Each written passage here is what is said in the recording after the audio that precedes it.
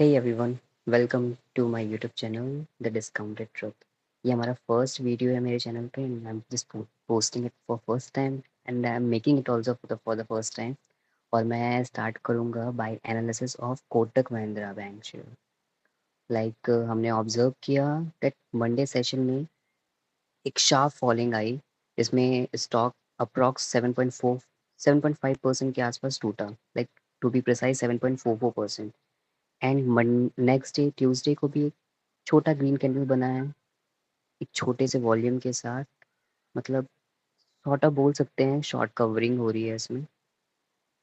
ये फॉल आया क्यों? उसका रीज़न है सैटरडे को इसका Q1 का रिजल्ट।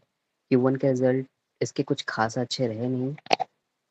ऑलमोस्ट हर एक मार्जिन पे इसका या तो फ्लैट रिएक्शन रहा या नीचे गया, और मॉडरेट ग्रोथ है। अगर हम देखें इसके रिजल्ट की ओर, सो हियर इट इज। अगर हम नेट प्रॉफिट देखें, नेट प्रॉफिट हमारा क्यू ऑन क्यू बेसिस पे देखें, मतलब प्रीवियस क्वार्टर और अभी वाला क्वार्टर, तो 7.6% का फॉल है। और हम वाई ऑन वाई मतलब जून क्वार्टर ऑफ 26 और जून क्वार्टर ऑफ 25 देखें, तो ये 7% का फॉल है। सेम NII देखें, नेट इंटरेस्ट इनकम, इसमें 0.3% का फॉल है on Q basis, and Y on Y basis पे 6% का ग्रोथ है। अच्छा, बहुत से लोगों को NII और NIM में कन्फ्यूजन होता है कि ये दोनों में डिफरेंस क्या है। सो NII जो है उसी से डिराइव होकर हमारा NIM निकलता है। NII है क्या? Net interest income. मतलब मैंने जितना भी लोन दिया, उस लोन पे मैंने कितना पैसा कमाया, नेट इंटरेस्ट अर्न्ड। एंड जो फंड्स मैंने एक्वायर किए वो लोन देने के लिए, उन फंड्स को एक्वायर करने के लिए मैंने कितना इंटरेस्ट पे किया, वो हो गया हमारा इंटरेस्ट एक्सपेंस। जब हम उन दोनों का डिफरेंस निकालते हैं तो हमारा आता है नेट इंटरेस्ट इनकम। अगर मैं इसको और शॉर्ट में तोड़ूँ, तो मानते हैं कि समझ एक अज्यूम करते हैं कि बैंक्स जो है वो एक पिज़्ज़ा शॉप है, ठीक है? तो जितना भी पिज़्ज़ा शॉप ने सेल किया, वो हमारा हो गया इंटरेस्ट अर्न्ड जैसा, ठीक है? और जितना भी उसका इंग्रेडिएंट पे कॉस्ट आया, चाहे फ्लोर हो गया, फिर उसके टॉपिंग्स हो गए और बाकी जो-जो चीज़ें उसमें पड़ती हैं, वो हो गया हमारा इंटरेस्ट एक्सपेंस। और जब हमने रेवेन्यू मतलब जो पिज़्ज़ा सेल किया, रेवेन्यू रेवेन्यू मतलब हमारा इंटरेस्ट अर्न्ड, और कॉस्ट हमारा इंटरेस्ट एक्सपेंस, ठीक है? जब हम दोनों का डिफरेंस निकालते हैं तो हमारा आता है प्रॉफिट, ठीक है? That profit is a net interest income, but bank में वो प्रॉफिट नहीं, नेट इंटरेस्ट इनकम। सो ये बेसिक हो गया NII का, नेट इंटरेस्ट इनकम का। अब आता है NIM। NIM बेसिकली जब हम जो भी हमने नेट इंटरेस्ट इनकम कमाया, उसको हमने जो भी असेट्स डिप्लॉय किए थे उस इनकम को कमाने के लिए, मतलब जितने हमने लोन दिया था, उससे जब हम डिवाइड करते हैं, तो हमारा नेट इंटरेस्ट का मार्जिन आता है कि मैंने अपने पूरे असेट्स पे जो इंटरेस्ट कमाया है, वो कितने परसेंट कमाया मैंने। लाइक पिज़्ज़ा शॉप पे जो मैंने प्रॉफिट कमाया, वो हर हर 100 रुपये पे मैंने कितना प्रॉफिट कमाया, जो भी हर 100 रुपये का मैंने कॉस्ट इनकर्ड किया, उस 100 रुपये पे कितना परसेंट मैंने प्रॉफिट कमाया। ये हो गया हमारा NIM। एक और बहुत इंपॉर्टेंट रेशियो होता है, उसको बोलते हैं Kasa ratio. Kasa ratio is basically current account and saving account ratio. मतलब जितना भी हमारा डिपॉजिट है उसमें से हमारा कासा का क्या रेशियो है। लाइक अगर 100 रुपये का हमारा टोटल डिपॉजिट है, अ, उस 100 रुपये में हमारा करंट अकाउंट और सेविंग अकाउंट का कितना कंपोजिशन है।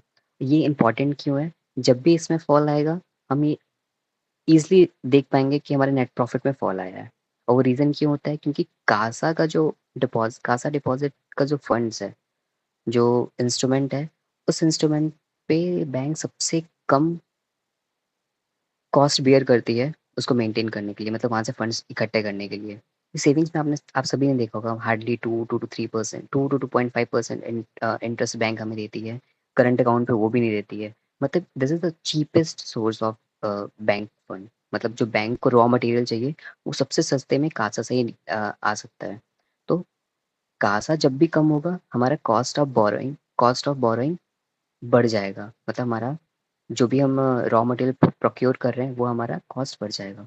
और जब भी हमारा कॉस्ट बढ़ेगा, बेसिक्स मैथ, जब भी कॉस्ट बढ़ेगा, हमारा प्रॉफिट अपने आप नीचे आ जाएगा। सो अब इस रिजल्ट को एनालाइज करते हैं। लाइक नेट प्रॉफिट हमारा 7.6% Q1 Q गिरा, वाई ऑन वाई पे 7% गिरा, एनआईआई 0.3% गिरा है क्यू ऑन क्यू पे, वाई ऑन वाई पे अप है। लेकिन जब हम इसको नेट इंटरेस्ट मार्जिन निकालते हैं, which is I think most important thing to look into it.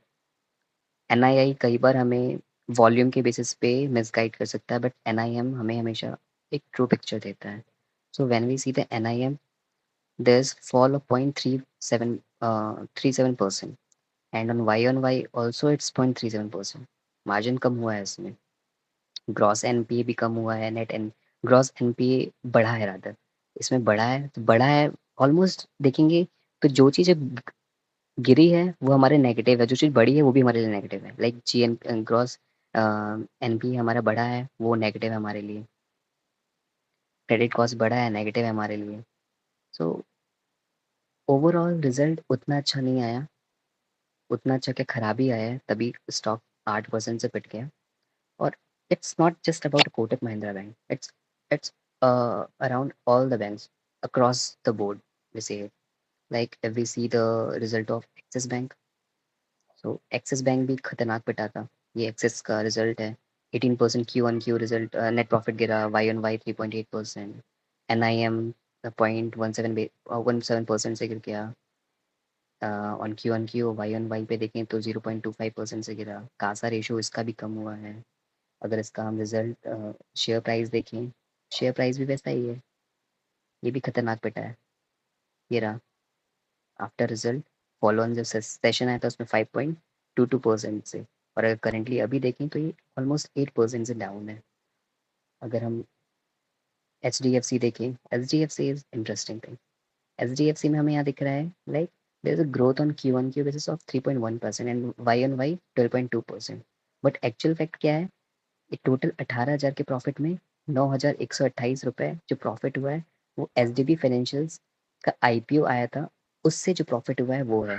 अगर ये प्रॉफिट का पोर्शन हटा दिया जाए तो एच डी एफ सी की शेयर की भी अच्छी खासी पिटाई होनी चाहिए थी, बट उसे आईपीओ के प्रॉफिट ने बचा लिया। एंड अगर हम इसका रिजल्ट देखें तो ऑलमोस्ट सर्टेन है, ठीक है ऊपर जा रहा है, but I C I C I is key thing we need to look into it. इसका रिजल्ट सबसे आउट परफॉर्मिंग रहा। एंड अगर मुझे अभी किसी में इन्वेस्ट करना हो, I think ICICI private sector banks जो टॉप बैंक्स हैं उनमें से बेस्ट पिक आईसीआईसीआई होगा। अगर हम इसका रिजल्ट भी देखें तो इसका अगर हम रिजल्ट देखते हैं, net profit 1.1% Q on Q basis पे, वाई एन वाई पे 15.5% solid, N I I 10.6% on Y on Y and 2.1% on Q भी। एन आई एम में थोड़ा सा है, 0.07% का फॉल है on Q and Y on Y पे 0.02% का। कासा रेशो देखें तो इसका भी स्लाइट है, बाकी कंपैरिजन में तो कम ही फॉल हुआ है। जस्ट ओवरऑल आईसीआईसीआई का रिजल्ट इन तीनों बैंक के अकॉर्डिंग कंपैरिजन में बेस्ट रहा है। और इवन कोटक अगर हम देखें तो कोटक का ऐसा नहीं है कि ये सिर्फ इस क्वार्टर की बात है। इसके मैनेजमेंट का मानना है कि अगले आने वाले क्वार्टर में भी रिजल्ट हमारा सेम रहेगा। और अगर रिजल्ट हमारा सेम रहेगा मतलब ये शेयर कहीं जाता हुआ दिख नहीं रहा है, either it will consolidate over here और थोड़ा सा डाउनवर्ड प्ले करेगा, जैसे एक्सेस में एक फॉल आया है।